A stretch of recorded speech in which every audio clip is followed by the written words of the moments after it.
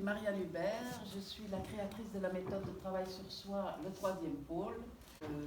J'ai créé notamment un jeu de cartes qui s'appelle Le Divin au quotidien, qui est basé sur des citations de messages que je canalise. Donc je canalise un guide, un être spirituel qui s'appelle le guide, tout simplement. L'origine de cet enseignement que j'ai le bonheur de transmettre. Donc il s'agit d'une cartographie de la psyché humaine, mais du point de vue de l'être spirituel que nous sommes. Parce qu'évidemment, nous ne sommes pas vraiment des... Enfin, nous sommes bien sûr des êtres humains pour le moment, mais ce n'est pas tout. Nous sommes des êtres spirituels avant tout, et donc nous adoptons une forme momentanée qui est ce corps physique que j'ai tendance à appeler notre pyjama, puisqu'on change souvent de pyjama. À chaque fois que c'est nécessaire, on va changer de pyjama, on va changer de corps physique. Et donc dans ce règne qu'est la dualité, c'est-à-dire le monde dans lequel nous vivons, où nous avons d'un côté le positif, de l'autre côté le négatif, ce qui n'existe pas de l'autre côté du voile. Alors comment est-ce que je le sais? Je ne peux pas prouver, évidemment, mais je suis morte 7 fois cliniquement, donc je me suis retrouvée de l'autre côté du voile à 7 reprises, entre mes 3 ans et mes 18 ans. Donc ça change évidemment la perspective sur la vie, puisque pour moi la vraie vie se passe de l'autre côté, et c'est juste ici que nous sommes en mission. Alors cette mission est double. C'est-à-dire d'abord nous avons des éléments en nous qui ne sont pas encore perméables à la grande lumière que nous sommes fondamentalement, à l'amour, puisque tout est une question d'amour et notre perméabilité à l'amour ou pas. Donc il y a des tas de parties de nous qui sont déjà perméables. Donc votre être divin, donc j'ai tendance à utiliser ce terme, c'est-à-dire votre soi divin, qui est votre identité fondamentale, c'est-à-dire celle qui existe même au-delà de votre corps physique, et justement qui retrouve sa forme libre au moment où nous quittons notre enveloppe, où nous retrouvons notre liberté d'origine, car c'est vraiment le plus dur, c'est la naissance, et en fait le décès, c'est... Enfin, à moins d'avoir très peur et de se pousser contre, c'est comme quand vous allez à Walibi. Moi, par exemple, je déteste ce genre de choses. Alors, je ne profite absolument pas de ce que... Il y a des gens qui payent pour ça et, donc, et qui adorent ça, donc, c'est-à-dire des sensations fortes, etc. Donc, un peu la même chose dans la mort, où si vous vous cramponnez contre parce que vous avez peur, effectivement, vous pouvez vivre une expérience douloureuse pendant la mort. Sinon, si on peut lâcher prise, on retrouve vraiment une grande liberté.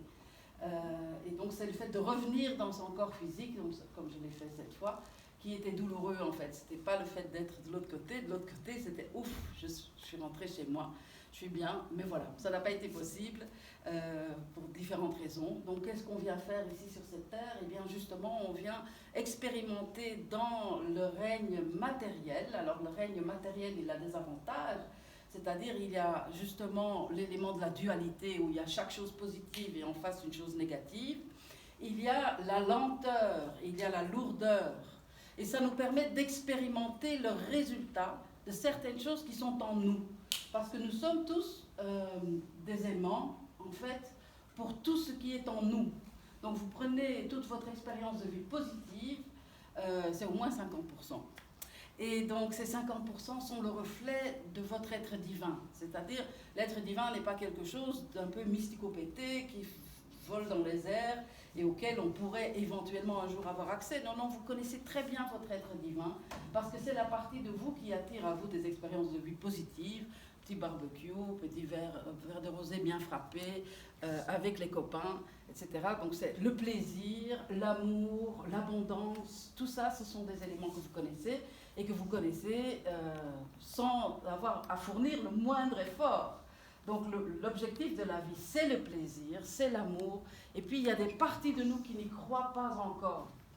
Donc ici, nous avons donc cette boule de lumière, ça c'est qui nous sommes fondamentalement, c'est-à-dire nous faisons partie du divin, c'est pas... Là-dedans, il y a tout ce dont vous avez besoin, il y a tout ce que vous pouvez transmettre à d'autres, c'est-à-dire une plénitude, et vous êtes tous venus apporter quelque chose d'extraordinaire sur ce plan terrestre, quelque chose que vous êtes le seul à pouvoir lui apporter, le cadeau que vous avez à donner à la terre. Et donc, ça se trouve dans cette boule-là.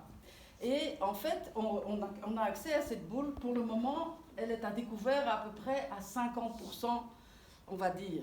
Hein, donc, et ça restera comme ça de toute façon tant qu'on sera sur Terre, puisque c'est le règne de la matière, de la dualité, la lenteur, la lourdeur, parce que grâce à cette lenteur et cette lourdeur, nous pouvons expérimenter vraiment ce que ça fait de ne pas croire en l'amour, de ne pas croire en l'abondance.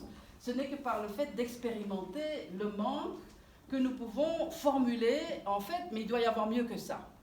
Et donc, on n'a pas vraiment compris encore. Donc, en fait, je suis aussi psychanalyste jungienne de formation. Enfin, j'ai fait plein de formations, mais j'ai fait plein de choses. J'ai fait des tas d'écoles initiatiques aussi, de spiritualité, etc., à la recherche de ce que j'avais vécu de l'autre côté. Et je vous assure que je ne l'ai jamais retrouvé. C'est-à-dire, c'est plein de choses très intéressantes, mais c'était des manques que j'ai vus de l'autre côté. C'est qu'on peut changer d'avis sur ce qui en nous est un obstacle à l'amour, à l'abondance, au bonheur, au plaisir. Eh bien, ça, il n'y a pas vraiment de mode d'emploi encore pour ça. Donc, j'ai la chance d'avoir canalisé ce mode d'emploi. Et puis, c'est une œuvre en cours, ça n'est jamais fini. Parce qu'en fait, les défis de votre vie quotidienne vous montrent en fait là où vous manquez un peu de foi en votre propre lumière. Et du coup, aussi en la lumière de l'autre. Et du coup, la vie, elle nous met des défis. Alors, ces défis, ils viennent de cette couche un peu sombre, là, qu'on voit, qui est notre ombre. Hein, donc, c'est pas loin de la cartographie selon Jung, hein, mais il y a quelques éléments en plus, on va dire. Donc, je ne sais pas s'il y a des personnes ici qui connaissent un peu l'enseignement de Jung, avec les archétypes et... donc c'est quand même très très proche, et surtout dans son dernier livre, le livre rouge qui a été édité après son décès, enfin bien après son décès, c'est le dernier en date. Là, il fait état de toutes ces recherches, ces pérégrinations avec les êtres de lumière, avec aussi, mais toujours avec cette nécessité de transformer ce qui est sombre. Alors, Jung appelle ça le processus d'individuation, hein, où on doit apprendre à... Évidemment, on est dans un carcan assez limité, c'est-à-dire l'humanité telle qu'elle est pour le moment. Donc, avec les contingents, de devoir aller travailler, de gagner sa vie, de devoir...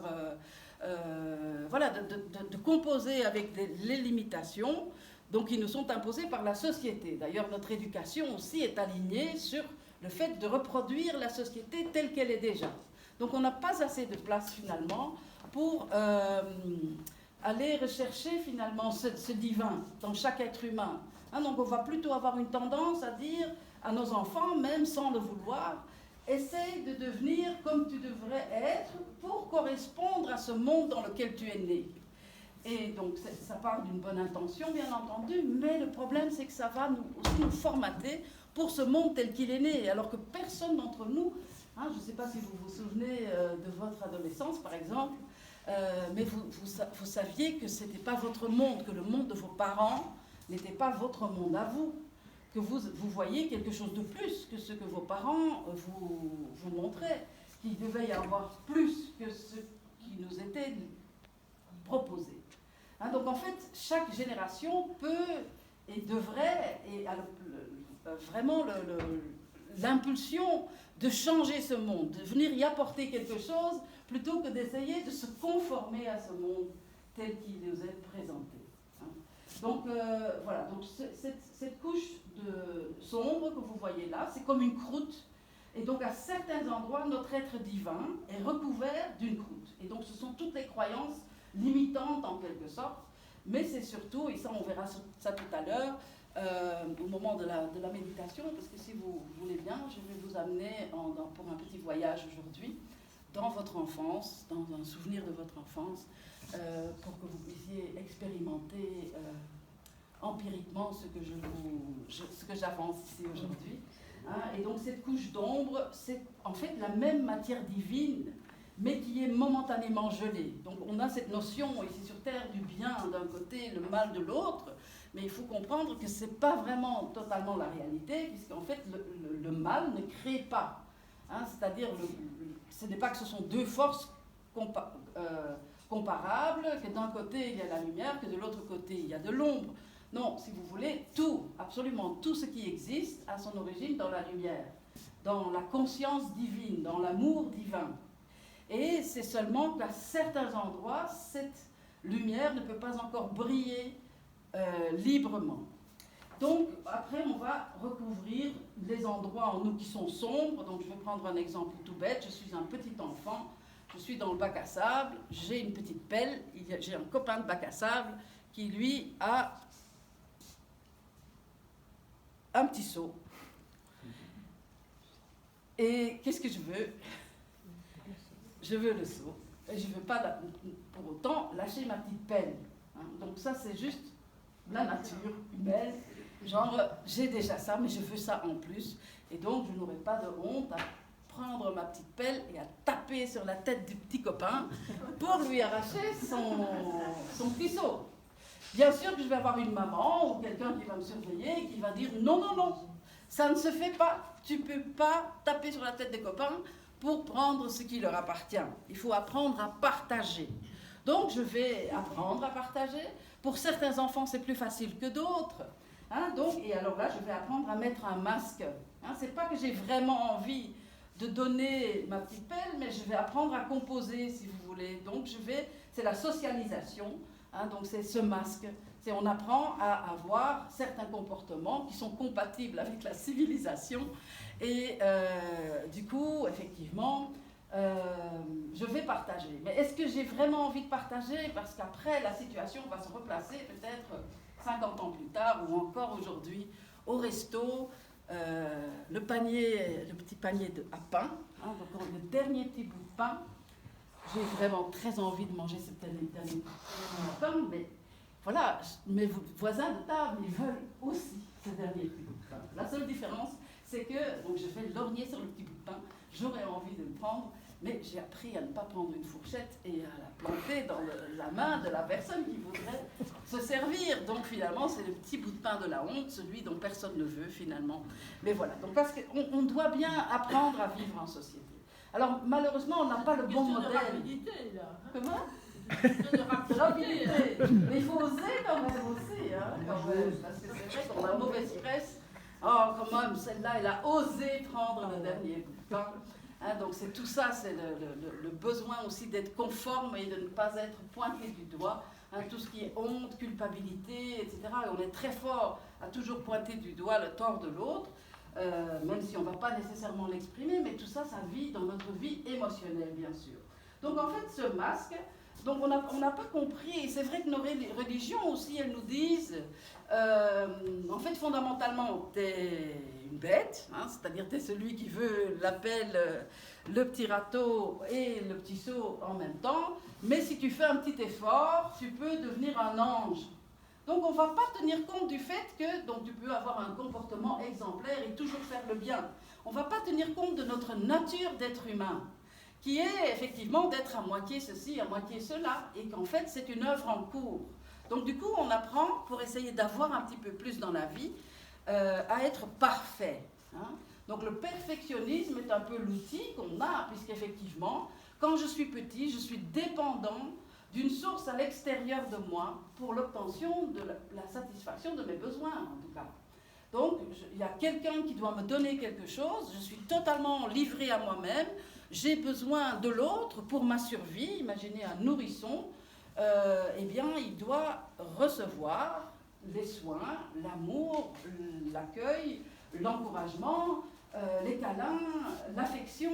Il est dépendant d'une source à l'extérieur de lui, totalement. Et on commence tous comme ça.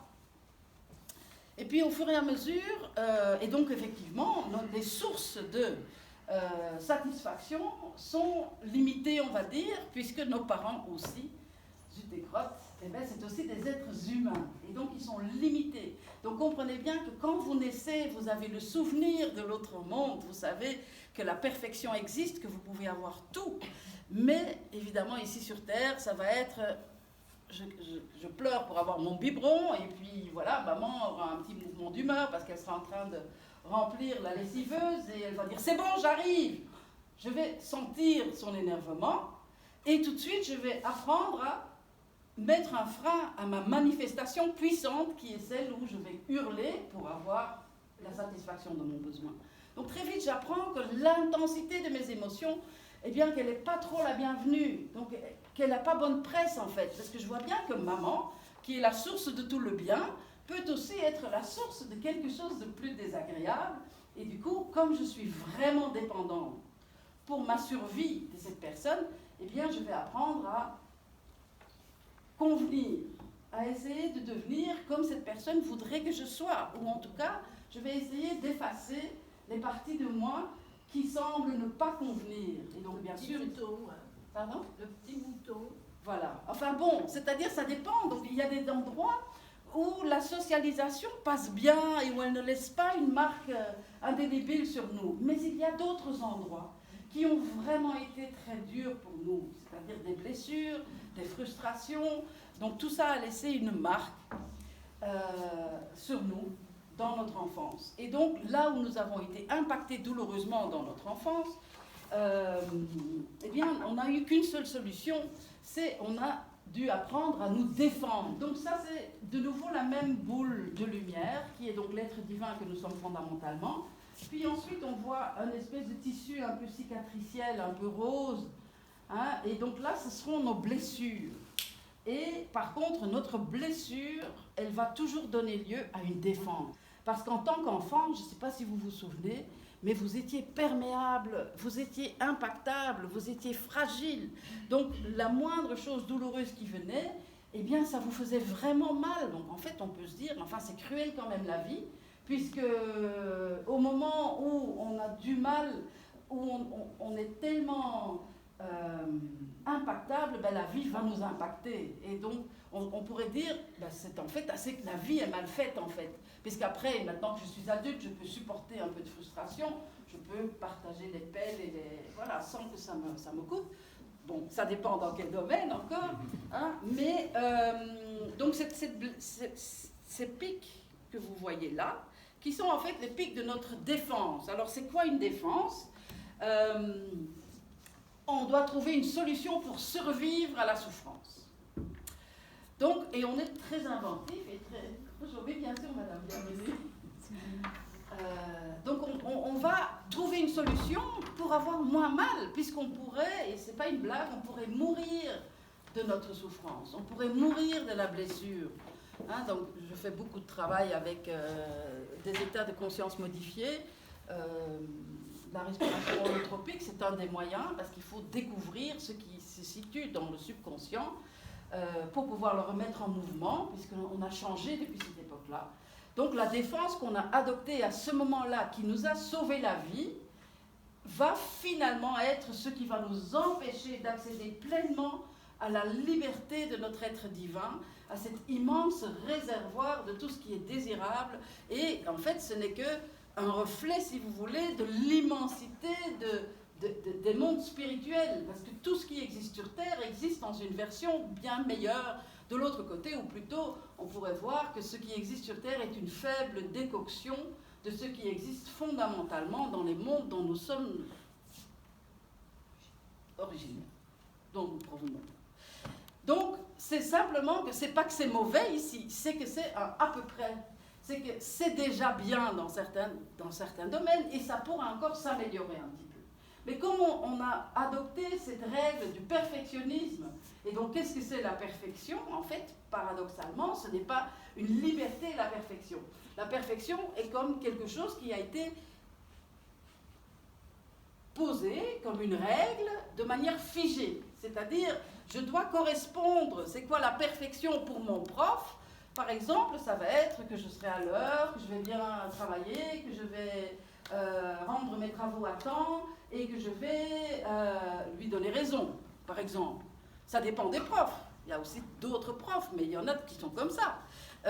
Pour mes parents, ça va être le fait d'être respectueuse, le fait de ne pas faire de l'ombre.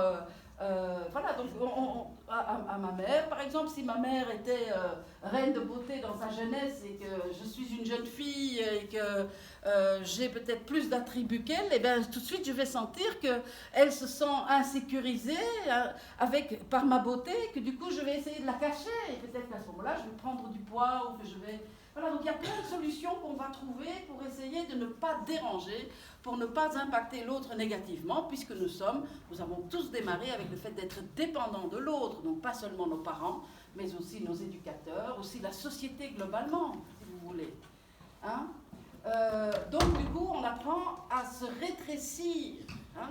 C'est-à-dire donc en fait par rapport à cet être gigantesque que vous étiez à l'origine, pour pouvoir vivre sur Terre, vous devez enlever certains éléments, donc des éléments dérangeants, par exemple votre avidité de l'appel, le seau et le râteau. Ça ne se fait pas de vouloir tout ça à la fois. Il faudra vite apprendre que c'est soit l'un, soit l'autre, et pas les deux, et pas les trois surtout. Et ensuite aussi, vous devez aussi limiter un certain nombre de vos talents, de vos qualités intrinsèques, tout simplement parce qu'elles n'ont pas bonne presse dans l'époque où vous naissez.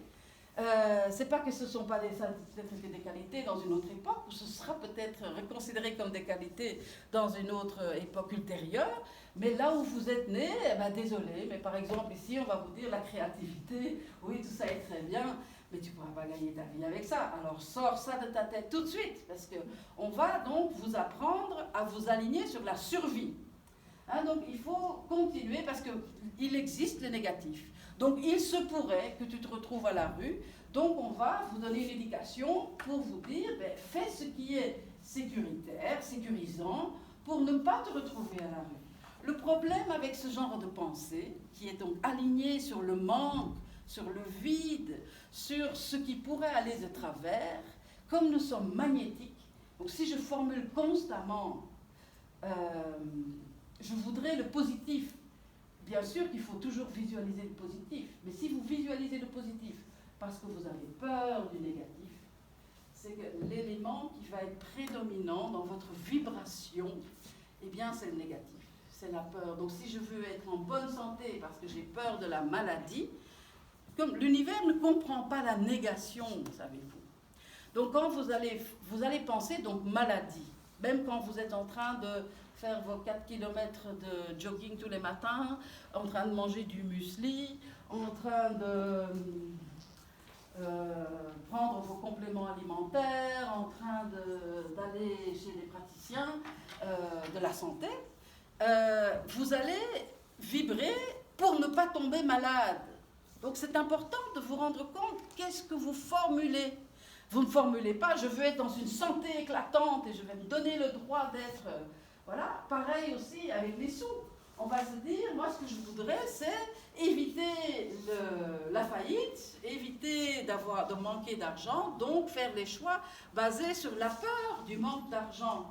Vous voyez, donc il faut vraiment observer ça, à quel point on nous a appris quelque part à nous aligner sur cette chose qui existe aussi. Mais la plénitude existe aussi. Alors parfois on se dit, ah c'est quand même dégoûtant, il y a tant de gens, ceux-là ils ne rament pas, ils n'ont pas de problème, ils ont des sous, ils ont… Hein, et donc on aura tendance à regarder un petit peu dans la poche de l'autre, non pas méchamment, mais simplement pour trouver un cadre de référence. Hein, c'est comment ça fonctionne chez les autres. Et du coup on va se dire, tous ceux qui ont de l'argent, c'est forcément que c'est des méchants, puisque je ne veux surtout pas être méchante, ah ben il ne faut pas que j'ai de l'argent. Donc c'est tout un langage, c'est le langage de votre subconscient. Et ce langage, il faut apprendre à le découvrir un peu, parce que c'est très facile en fait. Tout ce que vous avez à faire, c'est de vous acheter un petit carnet. Donc ça, c'est déjà, vous achetez un petit carnet tout bête, enfin vous pouvez aussi en acheter un très joli, mais vous allez tracer 2 petites colonnes dans votre carnet. Et à gauche, vous allez mettre situation vécue, à droite, émotion vécue. Pourquoi? Parce que donc à gauche, c'est donc simplement pour que vous puissiez vous souvenir dans quelles circonstances vous avez formulé émotionnellement cette chose-là. Donc il faut bien comprendre que votre vie émotionnelle, ça c'est qui vous êtes réellement. Hein? Donc on a des tas de pensées, parfois elles sont inspirées positivement, parfois non. Mais tout ce qui va déjà bien, toutes vos pensées positives, tout ce qui est déjà ouvert dans votre vie, vous ne devez pas y porter de l'attention parce que voilà, tout va déjà bien. Portez plutôt votre attention sur les domaines de votre vie qui vont un peu moins bien. Et pour ça, si vous avez le courage d'observer ce que vous formulez, hein, donc à partir de… Voilà, ça prend 5 minutes par jour, en fait, de noter ces petites émotions. Dire, voilà, dans cette circonstance-là, j'ai ressenti ça. j'ai eu peur de ça. Voilà, il pleut encore, oh, je me sens voilà, triste ou déprimé, ou c'est encore la même chose. Donc on est tout le temps en train de cultiver des pensées négatives, et souvent nous allons pousser contre quelque chose de négatif. Le problème c'est que quand on pousse contre quelque chose, ce quelque chose, eh bien, il reste collé à vos mains. Donc parfois, c'est faire le bon usage de votre incarnation, c'est de se dire, qu'est-ce qui pourrait être un peu mieux ici, hein? Par exemple, quand vous entrez dans une pièce en désordre, je ne sais pas si vous avez des enfants, moi quand mes enfants étaient petits, voilà, on entre dans la pièce et wow, le chaos, le boxon, les cartables partout, les canettes, les jouets. Alors qu'est-ce que vous faites dans ces cas-là? Eh bien, on ne va pas prendre un panneau de manifestants et on ne va pas se mettre à courir dans notre pièce en disant « Ah bah le désordre, ah bah le chaos ». Ça n'aurait pas beaucoup de sens, avouez. Pourtant, la vie, on a tendance à vouloir nommer ce qui ne va pas, hein. La vérité, c'est que n'oubliez pas que vous êtes cet être divin. La boule de lumière, c'est vous. Et donc, vous pouvez voir qu'est-ce qui manque ici. Ah ben, ça manque d'ordre. Et effectivement, tout naturellement, en tant que parent, ben, on va dire, on va mettre un peu d'ordre. On ne va pas résister au fait qu'il y a du désordre. On va se dire, ben, il y a du désordre, je peux ranger, en fait. Je suis puissante dans ma capacité de ranger cette pièce qui est en désordre maintenant. Et donc, pareil avec tous les autres domaines de notre vie, seulement on peut vraiment se dire, ok, ça manque un peu de quoi ici? Ça manque un peu d'amour, ça manque un peu de liberté, ça manque un peu d'enthousiasme, ça manque un peu d'élan, ça manque un peu d'abondance, hein?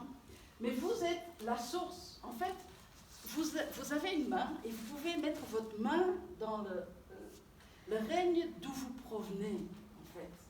Hein, c'est-à-dire, vous pouvez passer votre main et dire ça manque un peu d'ordre, ça manque un peu de liberté. Donc, au lieu de me mettre en harmonie vibratoire avec la limitation, l'emprisonnement, l'expérience de vie douloureuse, je peux me dire, mais puisque je suis capable de voir ce qui est douloureux, je peux formuler ce que c'était à l'origine.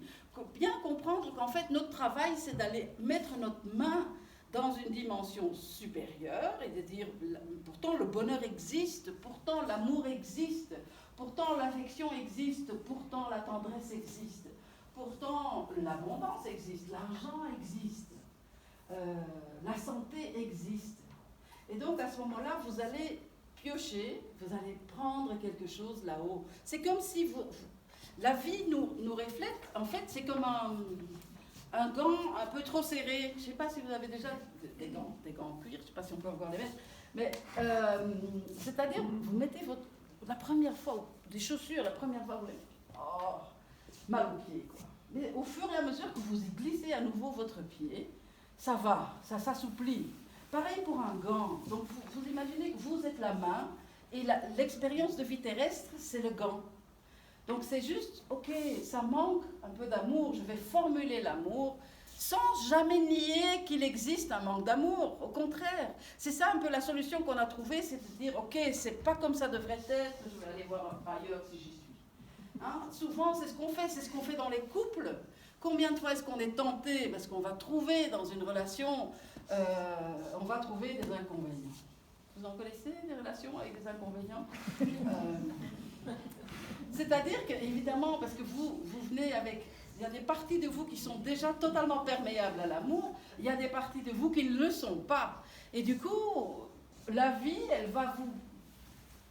L'attraction, le phénomène de l'attraction est magnifique en fait, puisqu'on n'est pas attiré par une paire d'yeux magnifiques ou par une belle forme ou par un portefeuille rebondi. On n'est pas attiré par ça, on pense qu'on l'est, on dit extérieurement cette personne me plaît pour telle et telle et telle raison. Mais en fait c'est beaucoup plus profond que ça, parce qu'on va être attiré justement par la personne qui va nous montrer nos propres limitations. C'est-à-dire, je vais vous donner un exemple par rapport au couple justement. Imaginons que quand j'étais une petite fille, mon papa il était officier à la marine, donc il était toujours parti, c'était 6 mois à la fois, il rentrait 15 jours tous les 6 mois. Alors, quand il était là, je voulais qu'il fasse des choses sympas avec moi. C'est papa, amène-moi à la foire, amène-moi à la fête foraine. Allez, vas-y. Oui, si t'es sage, je t'amènerai. Ce qui m'amenait jamais de la vie. Mais quelque part, peut-être une fois, j'ai associé le truc désirable de la part du papa, le fait d'être sorti, d'aller dans une fête foraine. Alors aujourd'hui encore, je pourrais ressentir que ce que je veux, c'est que mon mari m'amène au resto. Et du coup, quand il ne m'amène pas au resto, parce qu'on est tous très occupés, etc., eh bien qu'il y a une petite fille en moi qui va être activée, qui va se dire, voilà, je le savais, papa ne m'aime pas suffisamment et pour me faire plaisir et pour m'amener au resto. Ou, ce qui est pire encore, et d'ailleurs souvent c'est ce qui va se passer, c'est que du coup je vais voir, visiblement je ne compte pas assez pour cette personne pour qu'il ait envie de me faire plaisir. Vous savez, le commerce l'a bien compris, ça s'appelle la Saint-Valentin, la fête de mariage. Vous savez, c'est vraiment le moment où on va se dire, aujourd'hui j'ai le droit de ressentir que je mérite quelque chose. C'est écrit là. Et tu as intérêt à assurer maintenant, parce que c'est le jour. Et si tu n'assures pas, voilà, c'est terrible, la preuve, tu ne m'aimes pas. Il ne rien que par soi-même. Oui, ça c'est vrai aussi.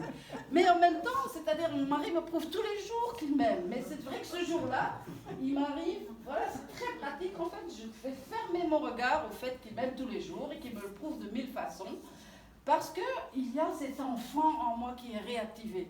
Et donc, ce qui se passe, c'est qu'à ce moment-là, ce n'est pas tellement une question de ce que lui veut me donner, c'est toujours une question qu'en fait, je ne me sens pas méritante de cette satisfaction.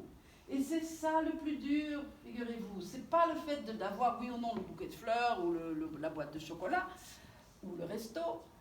Ce qui est dur, c'est que je vais faire une association entre l'insatisfaction, j'avais un espoir qui est déçu et qui finalement, ça me prouve que je n'ai pas assez de valeur pour satisfaire, pour donner l'envie à cette personne de me donner ce dont j'ai envie. Vous voyez, donc ça, ce sont des moments que si vous osez pratiquer le journal des émotions, donc situation vécue, émotion ressentie. Alors qu'est-ce que vous allez mettre dans la colonne émotion ressentie? Eh bien tout, absolument tout. Voilà, quelqu'un qui me fait une queue de poisson sur l'autoroute, rage meurtrière. C'est ok, quoi. On ressent ces choses. Où j'arrive au supermarché et justement il n'y a pas le type de fruits que j'aimerais manger ce jour-là, et puis voilà, déception, c'est la faute du grand commerce, il y a des gens qui veulent profiter des autres, etc. Et je vais commencer à formuler des pensées de méfiance, des pensées de... donc je ne dis pas que tout ça n'est pas vrai aussi, mais il faut bien comprendre que ce que vous vivez de négatif ne pourrait pas être dans votre vie à vous, à moins d'être perméable à ce négatif. Parce qu'il y a toutes sortes de négatifs, pourtant pas tout le monde ne vit tous les négatifs. Vous avez déjà compris ça. Et en plus, c'est pareil aussi pour ce qui est positif. Je veux dire, parfois, ce qui est positif, on ne vit pas tous le même positif.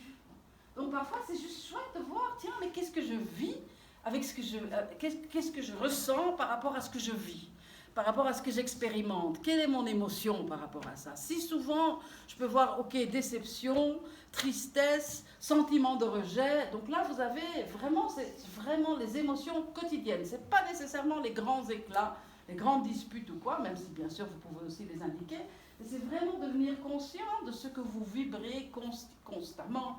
Par exemple, je vais à la boulangerie le matin, bonjour madame. Pourtant, cette boulangère, c'est pas quelqu'un qui compte dans ma vie. Je l'ai peut-être jamais vue, je vais peut-être jamais la revoir, et pourtant, il y a quelqu'un en moi qui va enregistrer le rejet, ou qui va enregistrer que je suis invisible, ou que je ne compte pas. 2 heures plus tard, j'essaye d'attraper un taxi, il y a quelqu'un d'autre qui essaye, enfin bon, ici je pense pas que ça va, mais admettons encore que, voilà, on est plusieurs à attendre un taxi, le taxi ne me voit pas, paf, il s'arrête pour la personne qui est plus loin, et du coup, de nouveau, sentiment d'invisibilité, sentiment de je ne compte pas, je n'ai pas assez de poids, et ainsi de suite. Donc c'est ce qui va se passer en fait. C'est qu'on va enregistrer régulièrement. Donc on pense toujours que nos émotions sont les mêmes. Il y a des tas de gens qui me disent les émotions, ça va, qu'on en connaît. Je sais ce que je ressens. Je sais ce que je ressens, c'est toujours la même chose.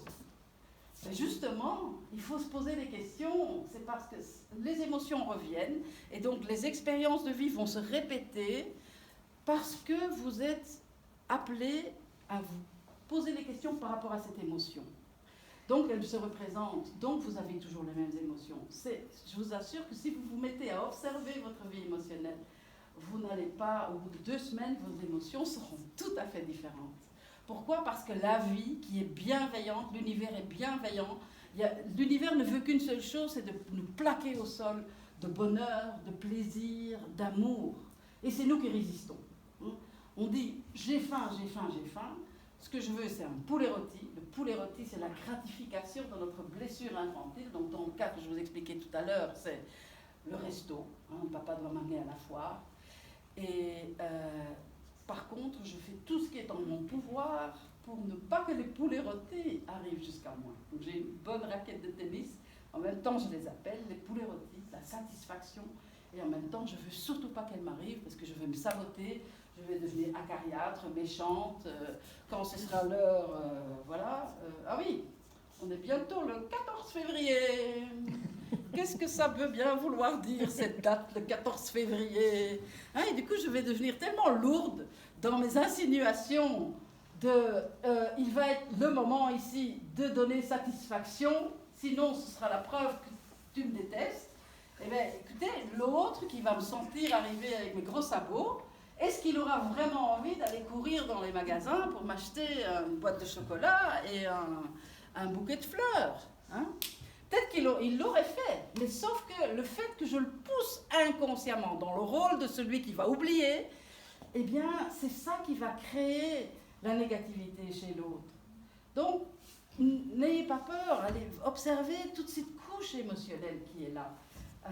Et qui est quelque part créatrice, puisque si je formule « je savais », donc on a une satisfaction, je savais qu'on n'allait pas penser à moi, je savais que voilà, ça doit encore me tomber dessus, voilà, il y a quelqu'un qui me pique ma place de parking, etc. Donc on a une espèce de satisfaction, c'est une souffrance, mais c'est une souffrance qui nous fait du bien quelque part, parce qu'elle confirme quelque chose de négatif, donc auquel on s'attendait.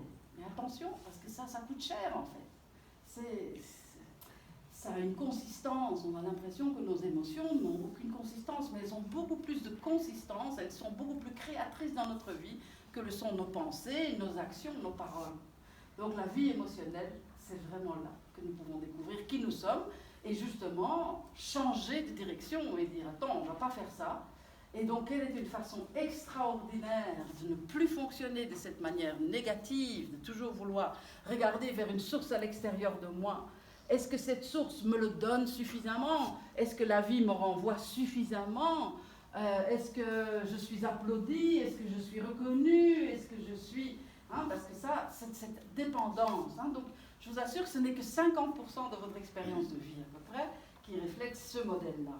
L'autre modèle, c'est quand tout va bien et que les domaines de votre vie qui vont bien et où vous vous attendez à ce que ça continue à bien aller. Et ça, vous ne devez pas vous en occuper. Là, votre être divin est déjà totalement libéré. C'est l'autre côté qu'il faut regarder. Et donc, je vous assure qu'en devenant conscient de ça, eh bien, vous pouvez changer d'avis là-dessus et se dire, ok, je ne vais pas rester dans cette espèce d'attente de qu'est-ce que la vie me reflète. Je suis un être divin, je suis puissante, je suis pleine au-delà de tout ce qui est possible et imaginable. Et la vérité, c'est que je peux puiser dans ma propre source pour me donner tout ce qui est nécessaire, tout ce qui est désirable, tout ce qui est agréable. Vous allez me dire, c'est sympa, quoi. On n'est jamais mieux servi que par soi-même, comme vous le disiez tout à l'heure, madame. Mais c'est pas comme ça, en fait, que ça fonctionne. C'est juste que si je dois mettre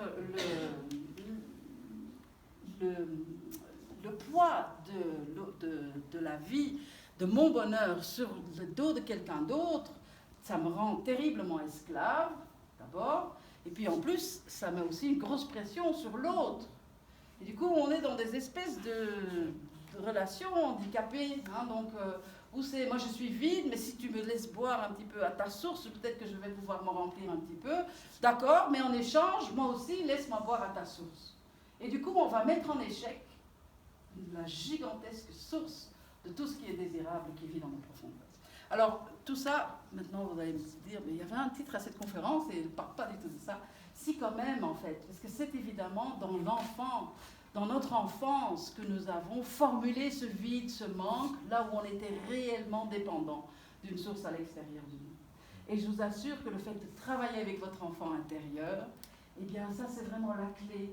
Parce que vous pouvez aujourd'hui donner à l'enfant que vous avez élevé, qui a été blessé, qui a été frustré, qui a été impacté douloureusement et de manière injuste, sauf qu'évidemment du point de vue de l'être divin que nous sommes, nous avons créé des liens avec ces entités-là, justement pour révéler le potentiel d'évolution. Donc on ne va pas choisir les parents en fonction du confort qu'ils vont nous apporter, mais au contraire, on va choisir les parents en fonction du fait qu'ils vont pouvoir nous montrer nos manques.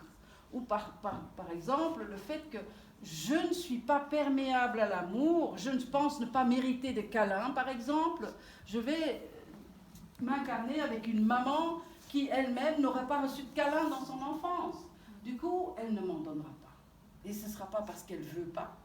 Ce sera juste qu'elle va regarder sur son étagère derrière elle, elle va voir « Ah, tu as besoin de câlins, ma petite fille. » Eh bien, ça ne va pas être possible, j'en ai pas.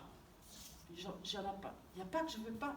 Cette maman va me donner plein d'autres choses et pourtant, cette absence de câlin, ça va me brûler, ça va être terrible. Donc vous allez me dire « Mais pourquoi, diable, est-ce que je voudrais choisir une mère comme ça ?» Bien évidemment, pour le pyjama que vous êtes, c'est un mauvais plan. Par contre, pour l'être divin que vous êtes, grâce au fait que vous n'allez pas obtenir satisfaction d'un de vos besoins dans votre enfance, c'est pour vous l'occasion de dire, mais c'est pas parce que je peux voir que ma maman aurait bien voulu mais qu'elle n'a pas pu, et du coup je peux me le donner à moi-même. Et à partir du moment où on est prêt à se le donner à nous-mêmes, à notre enfant intérieur, eh bien écoutez, à ce moment-là, la vie entière va vous le donner aussi. Donc toutes les sources dont vous n'obtenez pas satisfaction aujourd'hui, eh bien, tout change, parce que tout commence toujours par soi-même.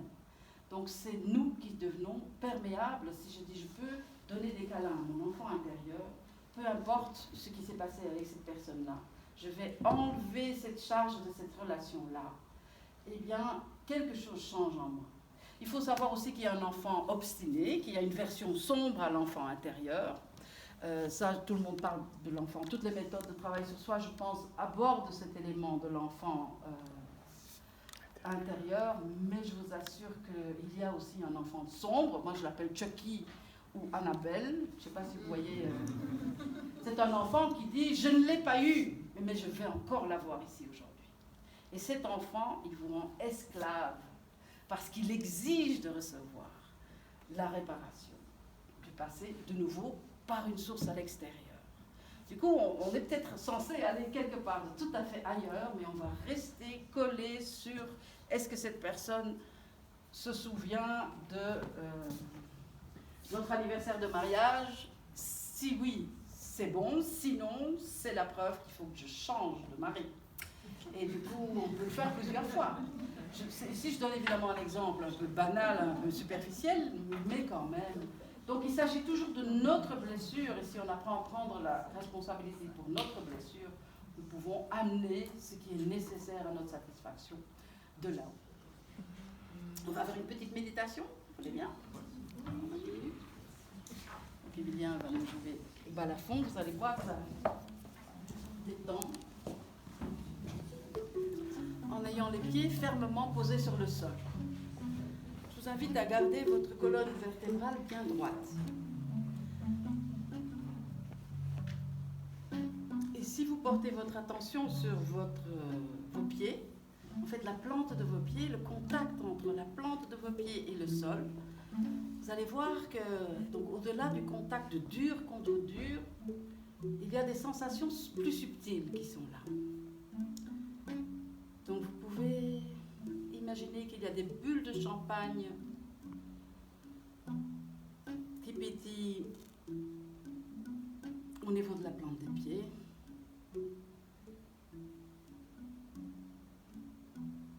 sensation de légèreté, de mouvement aussi. Ce sont nos cellules qui sont en mouvement constant. Donc une fois que vous avez cette sensation-là, je vous invite à essayer de l'apercevoir sur toute la surface de votre corps physique.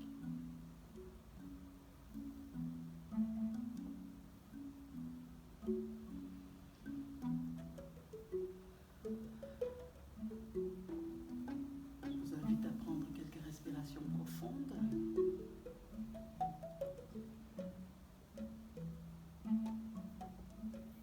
Et imaginez maintenant qu'au moment de l'expire, vous chassez de vos poumons et de tout votre système énergétique une énergie grise. Alors de quoi s'agit-il? Tout simplement le stress de la vie quotidienne, le fait, les transports, beaucoup de discussions déjà. Donc vous laissez momentanément partir cette énergie de stagnation. Et à l'inspire, je vous invite à filtrer à partir de votre environnement de l'énergie blanche et pure. C'est l'énergie blanche et pure de l'origine divine en toute chose. Donc vous expirez du gris et vous inhalez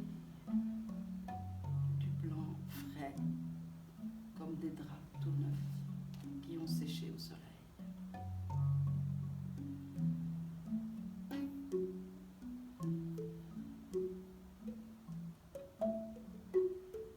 Imaginez maintenant qu'il y a au cœur de votre poitrine, donc vraiment au centre de votre poitrine, un point de lumière, un minuscule point de lumière de cette même tonalité blanc pur.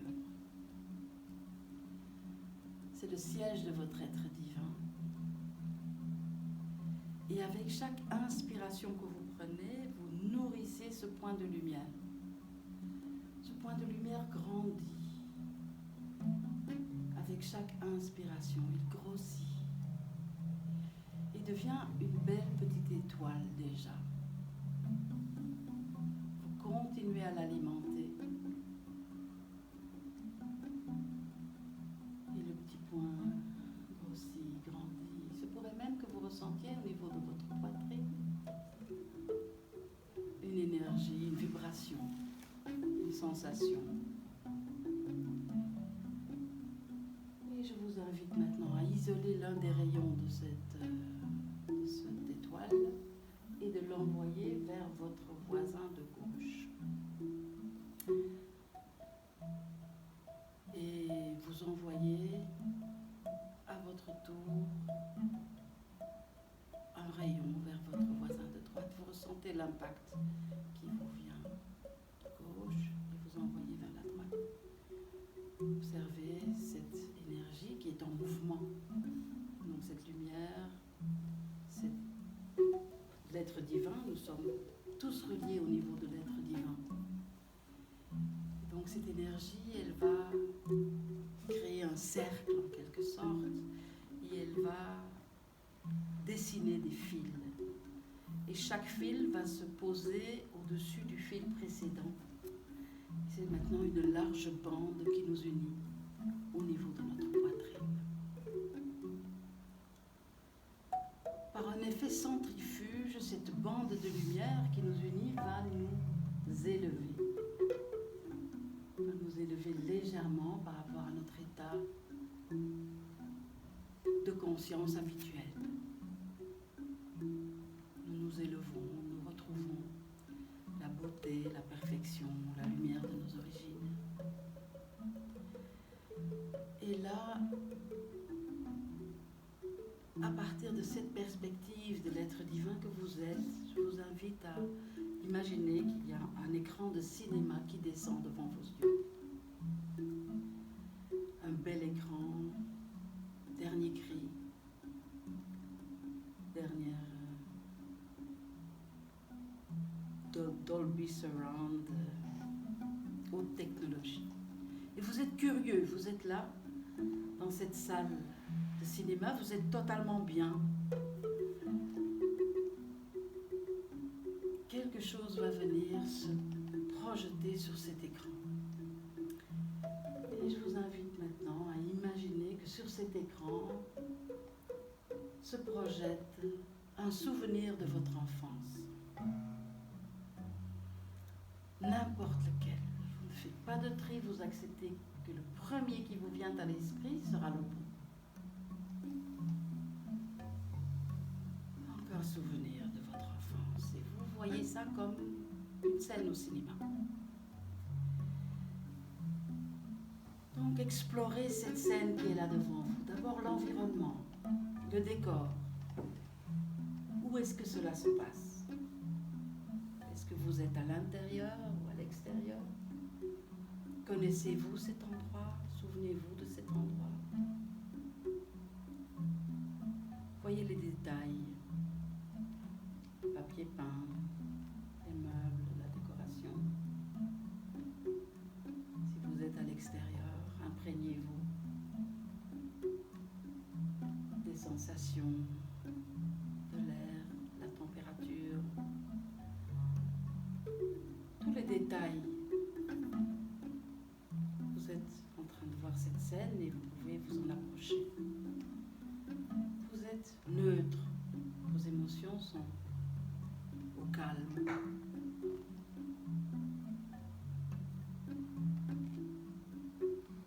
Et maintenant, je vous invite à vous découvrir dans cette scène. Quel âge aviez-vous? Comment êtes-vous habillé? Quelle est l'expression sur votre visage? Voyez les autres personnes présentes dans cette scène, une ou plusieurs. De qui s'agit-il?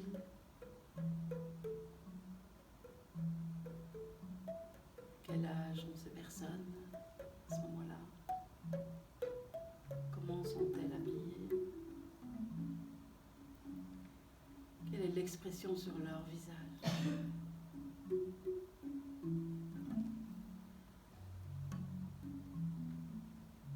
Je vous invite à vous rapprocher un petit peu encore de la scène et vous avez maintenant le pouvoir de vous retrouver à l'intérieur de ces personnes. Donc reprenez contact avec l'enfant que vous avez été à ce moment-là. Qu'est-ce que vous ressentiez?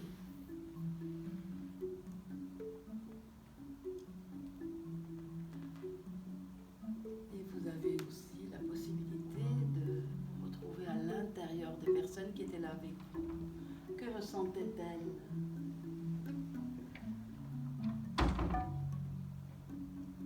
Est-ce qu'il y a des paroles qui se sont échangées? Est-ce qu'il y a eu des gestes? Rapprochez-vous encore de l'enfant que vous avez été à ce moment-là. Prenez contact avec cet enfant.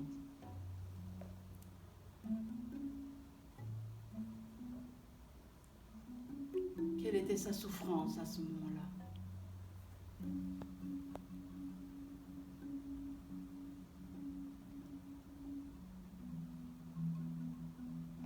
De quoi est-ce que cet enfant aurait eu besoin de la part des autres personnes dans cette scène? Quelle était cette qualité, ce qualificatif dont l'enfant aurait eu besoin? Vous êtes là, bienveillant, le cœur ouvert face à cet enfant qui a souffert. Si vous arrivez à identifier de quoi il aurait eu besoin, eh bien je vous invite à le donner, à donner cette chose à cet enfant que vous avez été. Vous pouvez entourer cet enfant de ce dont il avait besoin.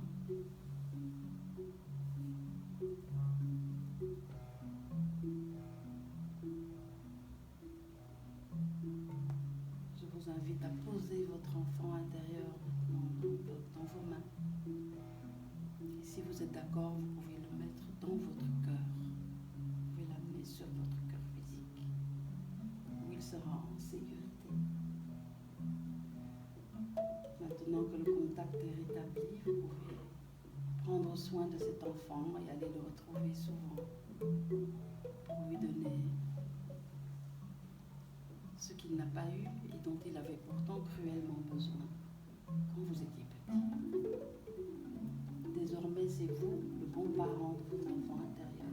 Vous pouvez changer le passé en allant le retrouver souvent.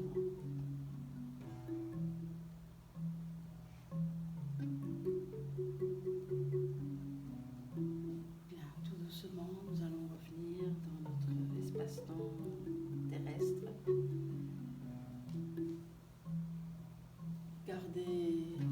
Prenez quelques notes si vous voulez après la fin de la méditation. Notez tous les détails qui vous sont apparus.